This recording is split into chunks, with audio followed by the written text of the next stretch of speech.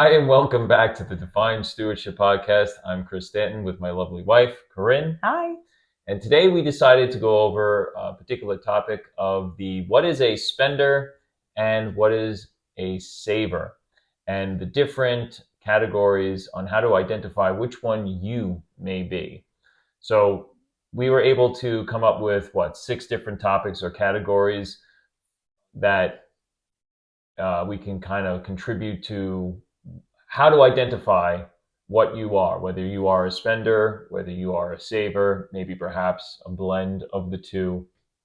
And the 6 categories are, as we look at our notes, we have the mindset, what is the behavior, what is the lifestyle, what are their thoughts on planning, their attitude towards debt, big one, and then emotional triggers. Now, Hun, I'll start with you.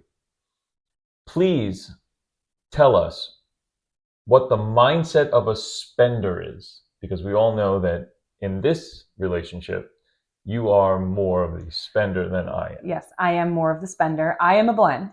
However, I lean more towards the spender. But it's where you use your money as a tool for, convenience or self-expression. Use it for things that you enjoy, not so much for needs as much as wants. So like what I want to do in that moment. For example, I like to organize. I will randomly rip apart very random cabinets, closets. Actually, it's not random. It's on a schedule every 3 months. I can pretty much know what season it is, because if I walk into a particular room and I see it being completely in shambles and Corinne is there, she'll actually do one of those, like, don't say a word, step out, get what you need, and move along. Slowly back away as if not to disturb the animal in the room. Not that you are an animal, but that's what you do. Like you see yourself with a bear in the backyard. It's like slowly back away. Yes, and don't get in my way. Don't disturb what is happening in front of you. When there's something to be organized, every 3 months, I can't help but think of that only. It doesn't need organization either. It doesn't. Everything needs organization. No. After you've done it 3 months ago, there's nothing. Well, things change. The functionality of the space changes with the seasons, I feel. Of course you do. So back on the spender. So basically it's what is enjoyable. That's where I focus my spending on. My mindset is I would enjoy that. So that's worth spending that money on, because that brings me enjoyment. And I like to organize. So I'll go and I'll get like organizers for the space, and I'm not getting anything crazy. It could be worse. I could go to the Container Store, but instead I go to Walmart or Target. I don't know. Do they have Container Stores here? They do. They do. They do. I don't know if it's online, because we use it for organization.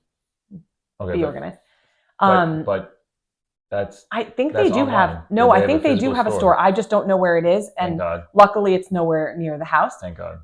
So I'll go to Walmart or Target, or even sometimes the Dollar Tree. Sometimes you get some nice things there, and I will organize a space because it's enjoyable for me. And when a space is organized, similar to a budget, when a space is organized, I feel like it's easy to succeed. That's very functional. It's easy to succeed, and I win. So we're taking I win out of the movie Happy Gilmore, going to your happy place. My happy place. That's my happy place. Your happy place. Among other things, but that is one of my happy places. So that's the mindset of a spender, whereas the mindset of a saver, Chris, is.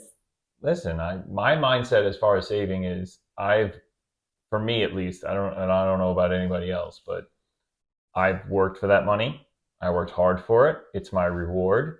And I realize down the road, there are going to be scenarios and situations in which the money will be needed for a bigger purpose. So it's a little bit of security. Plus, the more capital I have, meaning more money I have saved up, I like to spend as well, but it gives me the ability to maybe spend more freely or more targeted on certain things, as opposed to the little things here and the little things there. I look at it almost as you were talking, I was thinking like small little dopamine hits, right? Like these little things are little dopamine hits, dopamine hit, because that's what brings you to your happy place. Um, I maybe I don't think this is the case for me, but maybe seeing the bank account go up, knowing that I have that money there, maybe that's my little dopamine hit. I don't know. But I do know that it's not like I don't spend. If anything, I definitely spend on more expensive items because I know I've saved the money up for that expensive item. Right. And books. That is my only vice. I will say that if there is a good book out there that I want to get, or a good couple of books, I'll even save up though for that. Mm-hmm. I'll save up for that if I know I have the capital. There have been times where I've dropped over $100 on a whole bunch of books. So, but then I'm pretty good for at least 3-4 months. Right. On that. Yeah, so. I do feel like when you do spend, it's more like the big stuff, the stuff that is actually contributing to your learning for stability of the future and things like that. Yeah, and I think that kind of goes into the behavior aspect too. Yeah. Right. I have intentionality more so. Don't get me wrong. I've done impulse spending before, but oddly enough, not necessarily for myself. So I've done impulse spending. Just recently, I know of like 2 purchases with Riley, one of our daughters, and with her baseball. Yeah, she's in Little League. So complete impulse spend was to purchase that little swing, hitting swing thing. Oh, to practice her batting. Yeah, 100% impulse. Well, she didn't need it at this stage, but no. But no. She uses it. But she uses it. The team used it. It was a great little purchase, and it turned out okay. But it was a complete impulse. Like it was after a while, after like a day or so, I said to myself, okay, that wasn't like absolutely necessary, but it turned out okay. I'm not saying it was the greatest thing. Like it was like a perfect score. It turned out okay. It's being utilized. It could probably be a little bit utilized more so now, but it's specific towards the season, right? But it's only useful when she's playing. Mm-hmm. But that was definitely a little bit more of an impulse. So I do have impulse spends, but most of the majority, I am very intentional. I would say with my spending. Yeah. So that's at least behavior. What about an actual spender? What's their behavioral? Well, that goes with the like instant gratification instead of like the more impulse buys rather than the waiting and dwelling on it. For me, there's really not a lot of dwelling on it. It's like, I want that. That sounds great. I know where to get it. I'll be right back. And I'll go and get it and come back. Like if I was to honestly think about something like, okay, I think this would be really great in this space, or I think this would be a really great purchase. It's not really a need, but I think it would really make things convenient. Back to mindset. If I just stopped for a second and just gave it a few days, I probably wouldn't get half the things that I get. Okay. At least I'm admitting it. Praise the Lord. It's like maybe that, I'll have to just stop her at the door and say, can you hang on a moment? Like, just, can you give it 24 hours? Sometimes it's like, but 24 hours, I won't be able to focus on this project. So if I don't do it now, this is now an incomplete, unfinished project. And that I can't have because then the space is not really functional at all. So where we have to go is before you actually start anything. I have a hard time with that. Yeah, I have to plan my projects ahead of time. I will work on that. So now. So what's the behavior now of? Well, no, just like what you said, just not impulse. You wait. You just simply wait. So at least in my mind, I'm a planner. I like to look ahead. I like to look in the future. I like to see the forest through the trees, or the trees through the forest, whatever that saying is. I like to see the whole great picture. That's what I'm trying to say. I like to see everything down the road. Now, of course, you can't control anything. You don't know what's going to happen. And I think that's a part of it, right? We don't know what's going to happen. So I want to make sure that we're prepared. So it's a little bit of a preparation mindset as well. I like to, and maybe to my own detriment at times, is that I take a long time to get to somewhere. I take a long time to actually make a decision to do something because I'm I've become very analytical. I never really considered myself as a person who did a lot of planning, or waited a long time, or did a lot of research. But now that I've focused on certain things, Yeah. I can definitely say that I'm one to research as much as a layperson can. I'm not going to say like I do the deepest dives into every aspect of everything. But before I do make a decision to Yeah. go all in into something, I will say that I do a decent amount, or at least I think I do a decent amount You do. of pondering, research. Yeah. Sometimes I'm like, all right, let's do this. Like, you've thought about it enough. We did our research, but we can do this now. But often now going on to lifestyle, Okay. which also goes into like the instant gratification type thing. I want to enjoy the moments now. And I, this is like a more emotional thing for me because I feel like our kids are only young once. I feel like there's going to be stages of our life, like different seasons, where if I don't have that experience or do the thing now, it may not be received the same way.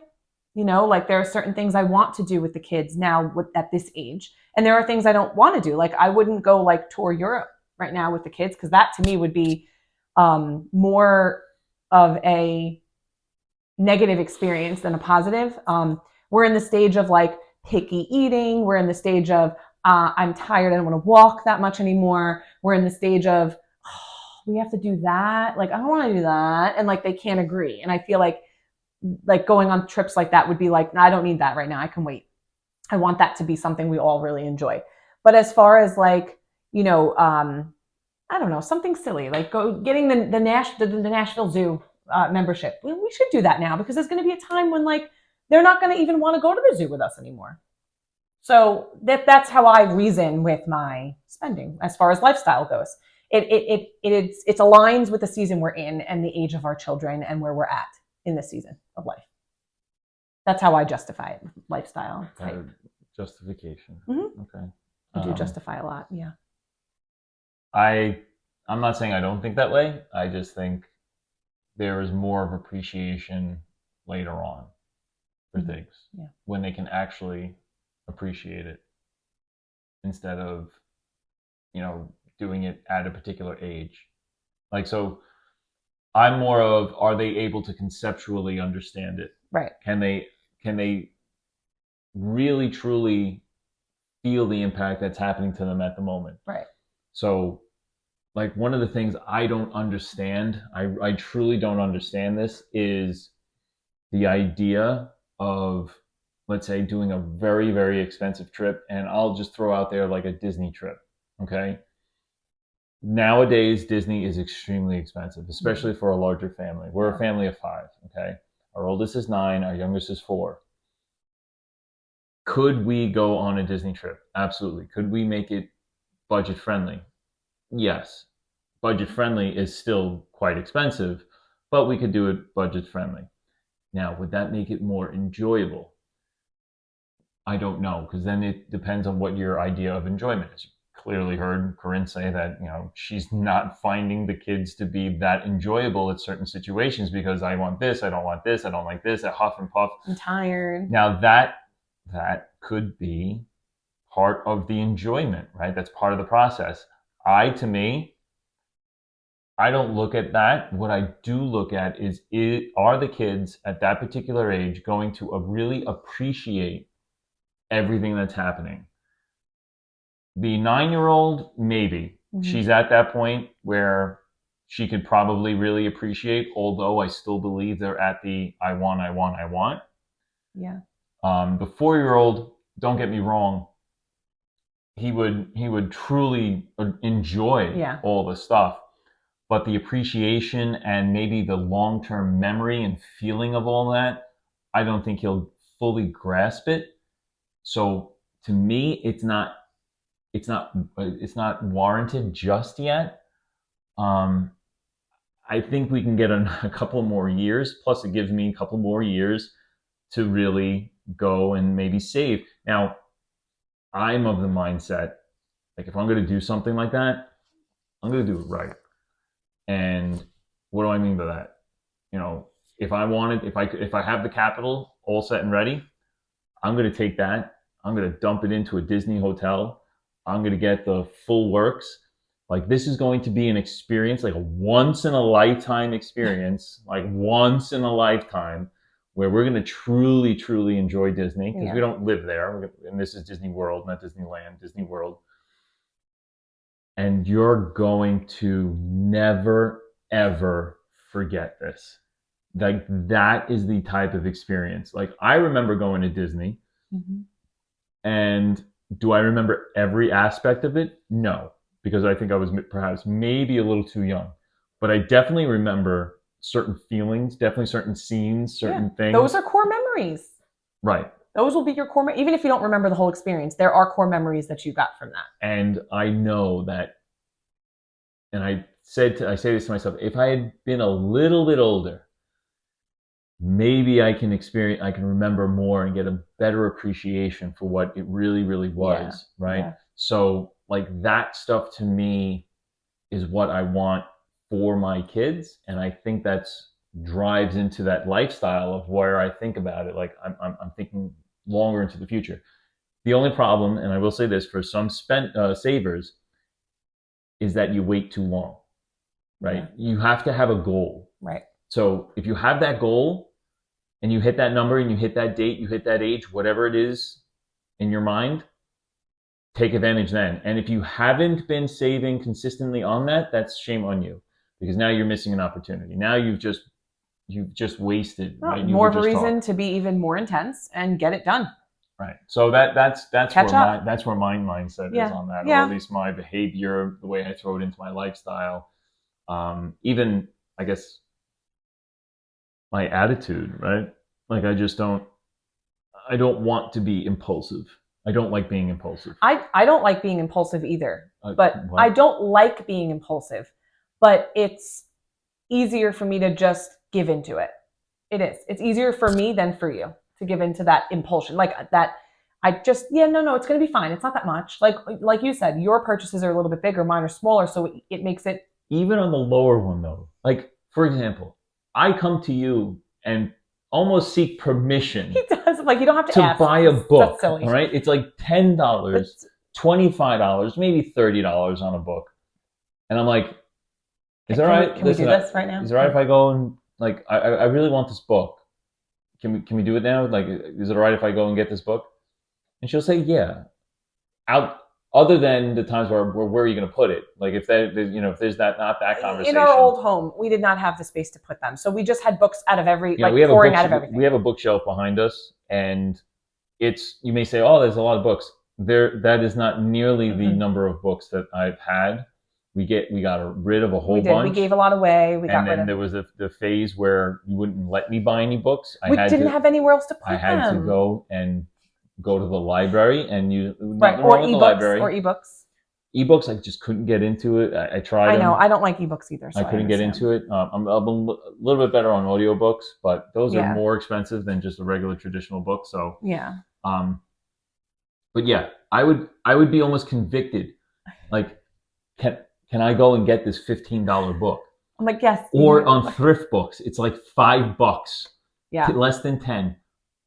Is it okay if I order this? Like, yes. I come to you. Yes. I don't know if you've ever come to me. No. And ever because said, I know the answer is going to be no, and that's just like, there's got to be like a middle. So like, it's not always going to be. But that's what the budget's for. Like, if I know that I have $150 of me personal miscellaneous to spend, I don't need to come to you and ask, because we've already established. Right. You get 150, I get 150, and I'm going to stick to that. As long as it's within that 150, there's really no reason to have the conversation. Okay. When you walk into the space that's organized, you'll be like, oh, this is where it went. You know? I'm glad she brought that up, because, like she just said, if the money's there because we've set it aside, it really doesn't matter. And she's right. She's had her accounts and I've had my accounts. Remember, going back to the budgeting episode, we tell the money where to go, and then it goes there, and then it stays there. So I was saving up for something that was, a bit expensive, just to kind of treat myself. I've been doing pretty good. I wanted a particular item. It was around $300-400, and I knew that every month or so I would have I would have the capital in the envelope in order to go and purchase that product. So I go to the envelope to go purchase the product, and I see that. So one thing that's also really important with the budget is communication. It's what happens in that section, in that envelope, when it's not used. Can it be rolled over to another section? Now, So Corinne took it upon... Before we go, there is no amount of communication that could have been saved for this money, because it was the spender that just simply had to spend and saw capital right there in an envelope. It was unused. That was unused. But it was in my unused envelope. So I go, before you hijack this and try to just justify it. Go ahead. I go into my envelope to pull out the money to make sure that I definitely had it, because I said I waited, okay. And I don't have it. I have my only 1 month's worth, and I know 3 or 4 months have gone by. So I go to my wife and I say, "Hun, have we been putting into the accounts appropriately, assigning each one?" She goes, "Yes, we have." I said, "Okay. Well, did our amounts change?" "No." I said, "Okay, so every month I should be assigning at least $100. It was $100 into this envelope. But I only have 100, and last time I checked, it was about four months ago, so I should have $400 in there." And the answer I got, well, it wasn't being used, so I went and used it. And I ran out. Oh, so that's really what it was. Okay, this is revelation. All right, revelation. She finally admits that she just wanted to spend, because it was always, oh well, you never communicated. See there. I didn't know that you were saving for something big. I really didn't. And that's if I knew, if we had communicated. It's my envelope. These are things, babe, we've grown and we've matured. I know but we gotta tell the people that the spenders will spend. Yeah, so make even sure, if it's not theirs. Savers, make sure you communicate if there is something you are saving up for, and make sure that we know that envelope or that saving is that building clearly up. Says the other person's name. It clearly says Chris. But what's mine is yours, and what's yours is mine. So don't go we've grown and matured since then. However, I honestly did not know that he was saving up for something, and I did feel bad about it after it was done. Needless to say, I never got that thing that I wanted. So, because you would have had to start over with your saving. I would have started over, and I just said it's really not worth it anymore. It is what it is. Do you want to start doing that now? Do you want to save up? No, because I honestly don't even remember what it was that I wanted. See, I helped you. It wasn't something that was really... No, you didn't help me. I lost an opportunity of something. So all right. Well, either way, we've grown, we've learned, but communication, setting that budget, doing that. Revelation, groundbreaking stuff happening on this episode. I'll just say that. Let's move on to planning. The difference of planning between a saver and a spender. Now, this is where I am very much a blend. I love a budget because it's organized. Now you do. Even then, no, babe, if you remember, when we set up that budget, I was all in. No, but pen and paper. But before that, I'm saying before. No, before. Yeah, I know. But I'm saying once we got into it and I realized how much it was like organizing a pantry or organizing a closet, I was like, wow. And I like pen to paper. I'm not big on I feel like I'm not involved. So I like the pen and paper, different color ink, highlighters, doing the deductions manually, as we would spend throughout the month. That I love. I love the organization of the budget. It's not like I'm less likely to budget. I am likely to budget, but I'm more so likely to get off track because I'm more of the spender. So if there's something that comes up, I'm like, all right, well, it's just a little bit over. I will justify to make it work. I will justify to make it doable. That's where I am on planning. I think I pretty much went over that. You plan and you will stick to it. Once he says he's going to do something, he sticks to it. I do admire that.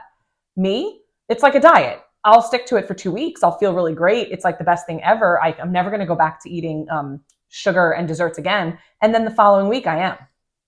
Him, very, very disciplined and so once he sets that budget and once he makes that goal and do it, he goes, which is very admirable.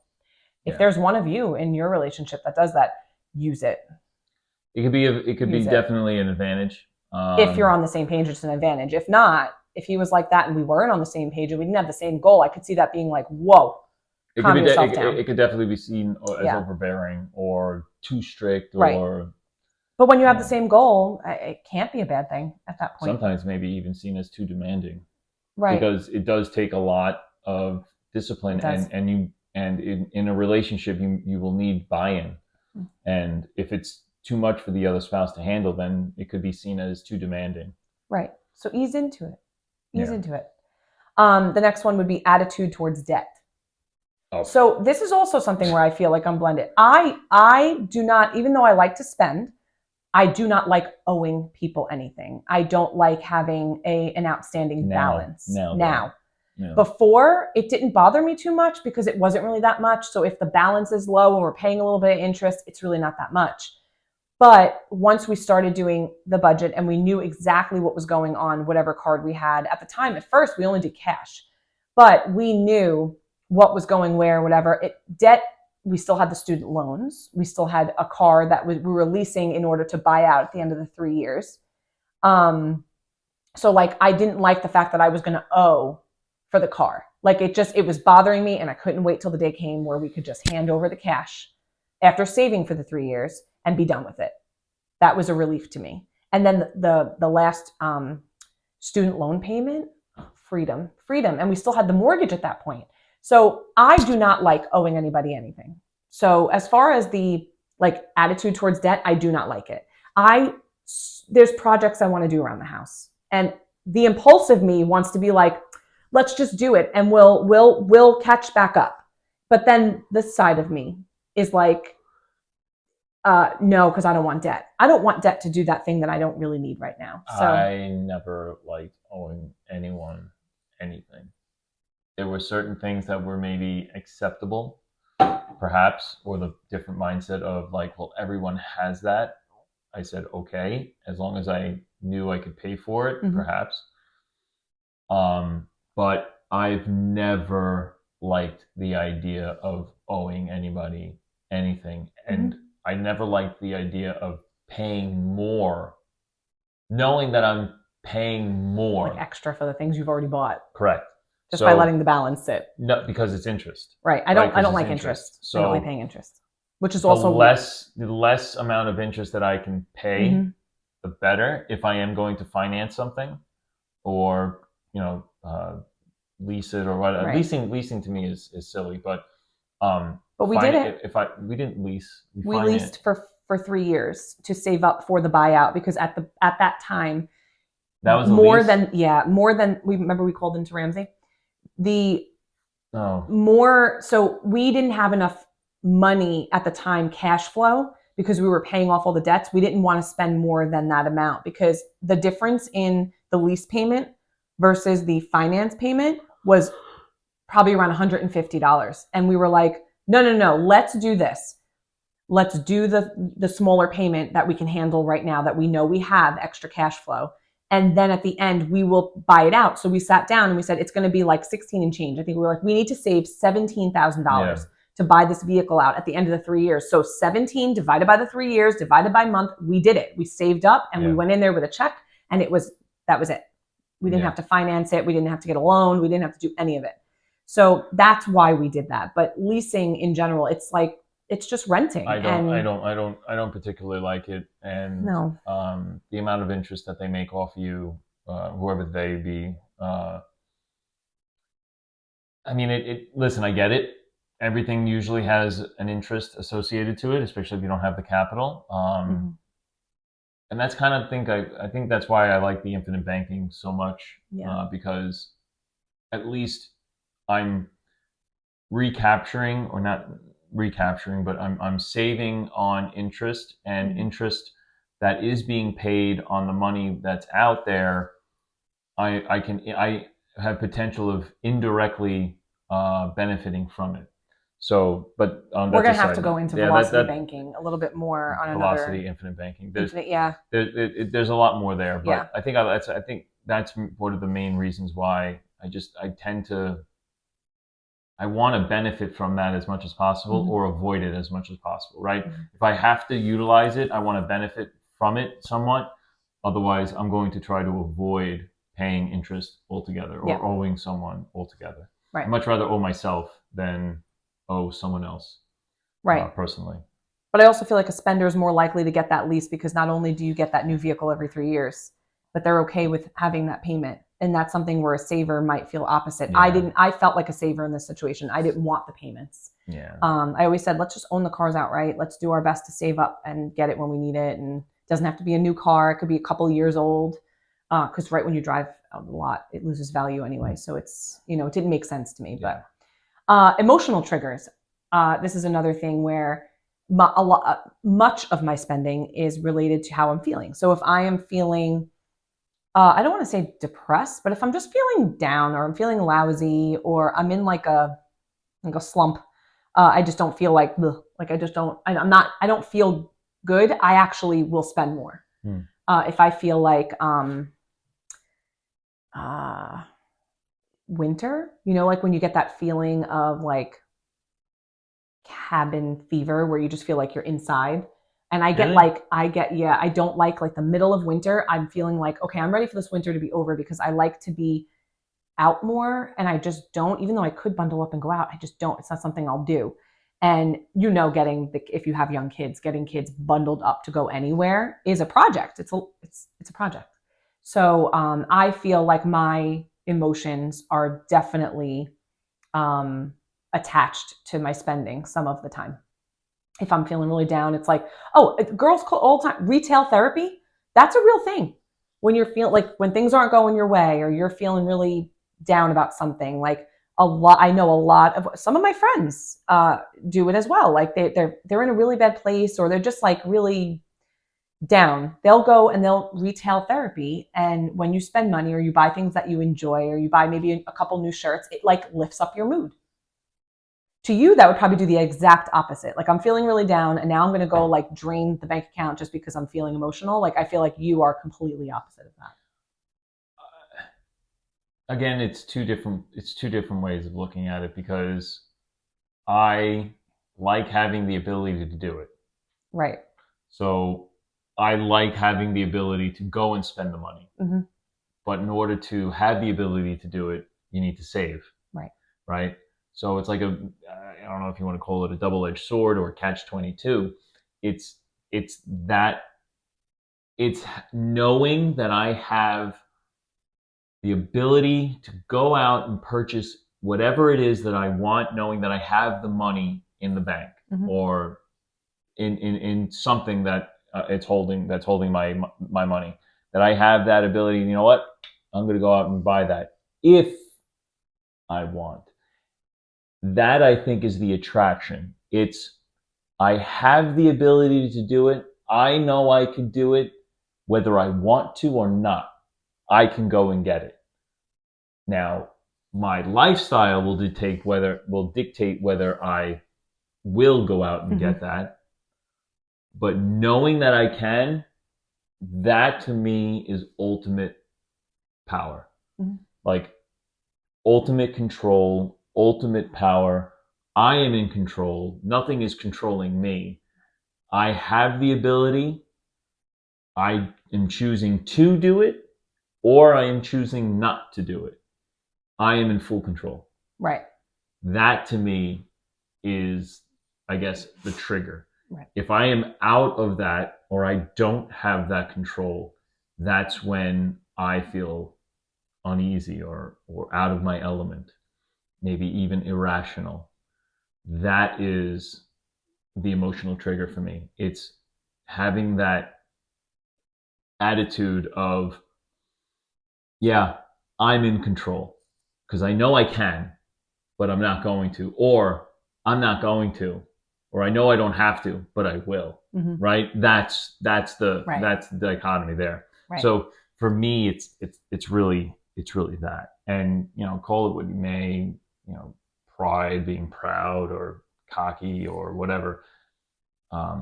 it doesn't matter, because at that point I'm in control. So it doesn't really matter what that person thinks or what the other person thinks of me, or maybe they'll say that I'm cheap. I've been told that I'm cheap. Spending money, spending. Listen, that's not like I don't spend. Right. It's just I am what's choosing right. where to throw my control over over whatever situation I want to put it over, whether it's purchase something for Riley on an impulse or one of the kids on an impulse. I know I have the ability to do that. That's empowering. Or to simply say, you know what, I'm not going to exercise power. I'm going to hold some restraint, even though I know I can get that. Right. But do I really want to? Like, would I rather spend it on something else? Would I rather wait a month or two and maybe add to some more funds and get something I actually really want? Would this make a difference if I got this or went to this or did this or not? Would it not make a difference? You just brought up something that kind of like triggered like a thought. If I wait on it. So I've definitely waited too long on some things, but that waiting on too long may have been beneficial. So let me say it this way. Example? Yeah. So let's say there was something, for example, I know for a fact that when I was really big into bowling, I would tend to get the newest bowling ball, because I had a particular hookup. So I was able to get the new bowling ball. Then it got to a point where I wasn't necessarily being able to utilize that hookup as much as I could or as often. So I would want to get that new thing, and I could get it now because I always had the funding. Before I didn't necessarily have the funding, but now I have the funding. It's always coming in. So I had the capital in order to get it. But I said to myself, let me wait on it. Let me wait, because I know within another couple of months, there's going to be another ball coming out that could be potentially better than that one. And instead of just growing my arsenal to an exorbitant amount, I already had 6. I was going to say it was huge already. So, in order, instead of doing, going to the 9 count bag, which there are, I just said, you know what? No, I'm going to stop. Yeah. I'm going to really take a look at my arsenal, and I'm going to really decipher it down and look at it and see where my gaps are, and then go that way. I remember you working this out. Like, I remember. And any good, I would say any good coach, player looks at what they have available in front of them, and then tries to fill in don't go for the brand new shiny thing. Look at what your weaknesses are. Look at your gaps, and then try to fill that in. Right. So that was definitely one area that I know that I was able to utilize some discernment and really pick and choose the spending where I needed to, and knowing that I could do that. So that was really empowering. Another thing it just popped into my head was the women always get the bad rap of spending. No, men are doing. I know. And it's like, not every woman is into buying clothes, bags, and shoes. I'm not. But I do spend on other things. Right. However, there are some, I think, and then women. There's on the men's side. Right. I never spend anything on clothes, like me. I can't remember the last time. Sometimes I'm like, the ankle part of your sock is now like falling off of your ankle. Listen. Put in the comments below, if you've made it this far. Put in the comments below how old your sneakers are for the men. How old a pair of sneakers are, and how many pairs of sneakers do you actually have? Okay, because I can count on one hand how many pairs of sneakers I have. I think I have 3. I was going to say less than one. Like I have 3 pairs of sneakers. Yeah. And I'm counting my Vibrams as a pair of sneakers. Which those are on their way out. Okay. However. But how many pairs of sneakers? Now, I have friends that have multiple pairs. Like 10 plus pairs of sneakers. I'm thinking of a guy right now who probably owns more pairs of shoes than his wife. Yep. Okay. So it's out there. So it's not always the woman that's the spender. So really sit down and go through each of those 6 like subcategories and see where you fit in, and write it down or talk about it or whatever. Because you might be a blend, but there's always going to be one that leans more to saver and one that leans more than spender. It's not like, oh, we're both savers. No. There's going to be parts, like as we discussed, where I fall to saver on a couple, but more so the spender. So I would categorize myself as the spender, even though I'm not, like, I won't go out and spend on bags and shoes. I don't get my nails done. I don't get my hair dyed. I don't do anything like that. I wear very basic makeup, if any.